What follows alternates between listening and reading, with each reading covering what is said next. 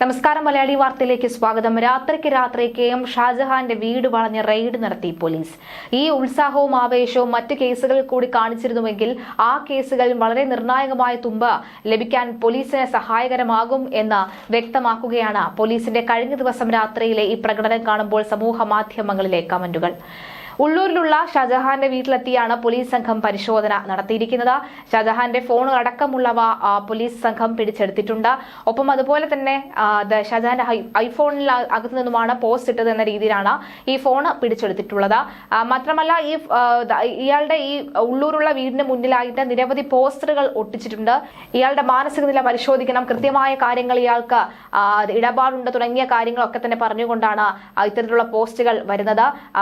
പോസ്റ്ററുകളൊക്കെ തന്നെ പൂർണ്ണമായും വീടിന്റെ ചുമരുകളിലൊക്കെ തന്നെ എല്ലായിടങ്ങളിലും ഒട്ടിച്ചു വെച്ചിട്ടുണ്ട്. സ്ത്രീകളുടെ മാനത്തിന് പോലും വില പറയുന്നവനാണ് ഇതെന്നൊക്കെ പറഞ്ഞുകൊണ്ട് CPM പ്രവർത്തകർ തന്നെയായിരിക്കും, അല്ലെങ്കിൽ DYFI പ്രവർത്തകർ തന്നെയായിരിക്കണം ഈ ഒരു ചെയ്തിട്ടുള്ളത് എന്ന കാര്യത്തിൽ സംശയമില്ല. ഇന്ന് പോലീസിന് മുന്നിൽ ഹാജരാവാനായി എത്തുകയാണ് കെ.എം. ഷാജഹാൻ.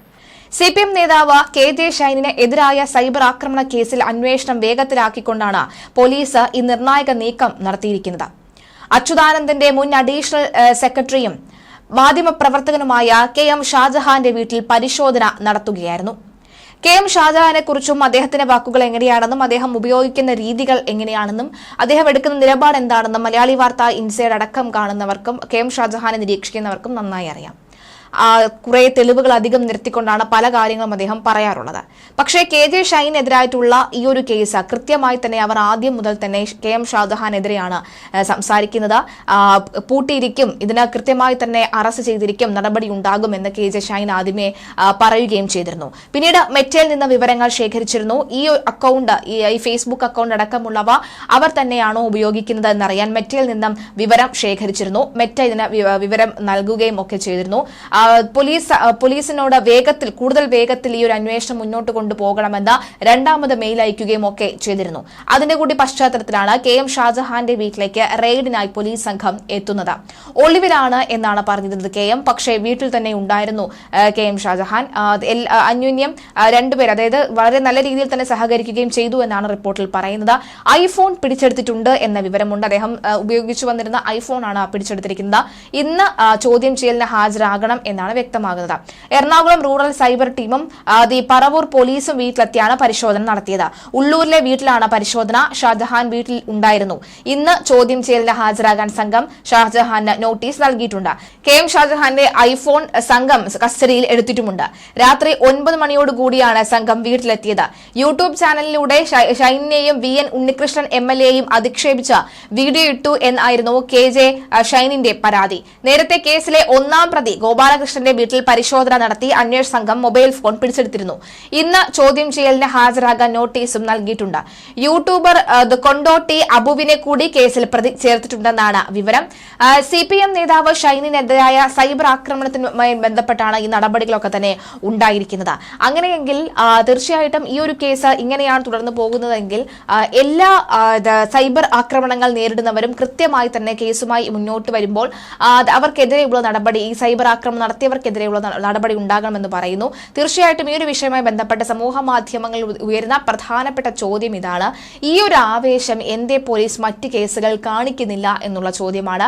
മാത്രവുമല്ല, ഈ PP ദിവ്യ അടക്കമുള്ളവർ രംഗത്തുണ്ട്. PP ദിവ്യയുടെ കേസ്, അതായത് ആ ഒരു വിഷയത്തിൽ പോലീസ് എടുത്ത സമീപനം എങ്ങനെയായിരുന്നു എന്നുള്ള കാര്യമൊക്കെ നമുക്കറിയാം. അപ്പോൾ ചിലരോട് മാത്രം പോലീസിന് ചില രീതിയിലുള്ള മമത കാണിക്കുന്നു, ചിലരോട് മാത്രം ചില രീതിയിലുള്ള തടസ്സങ്ങൾ കാണിക്കുന്നു. അത് തന്നെയാണ് ഇവിടെ കാണാൻ സാധിക്കുന്നത് എന്ന് പറയുന്നുണ്ട്. കെ.എം. ഷാജഹാൻ അദ്ദേഹത്തിന്റെ ഭാഗത്ത് നിന്നും ഏതെങ്കിലും തരത്തിലുള്ള തെറ്റായ വിവരമാണ് സമൂഹ മാധ്യമങ്ങളിലൂടെ പങ്കുവച്ചിട്ടുണ്ടെങ്കിൽ തീർച്ചയായും നടപടി അദ്ദേഹം സ്വീകരിക്കാനും അദ്ദേഹം തയ്യാറാണ് എന്ന കാര്യത്തിൽ സംശയമില്ല.